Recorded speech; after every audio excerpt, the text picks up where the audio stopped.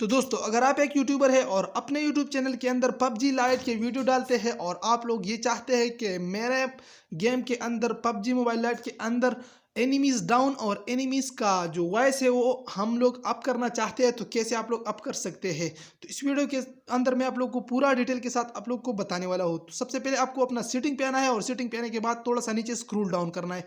Scroll down करने के बाद आपको सबसे नीचे यहाँ पर हेट मार्कर वाला ऑप्शन आपको क्लूज करना है। यहाँ पर क्लूज करने के बाद आपका एनिमीज डाउन और एनिमीज का जो वॉइस है वो डिसेबल होगी परमानेंटली।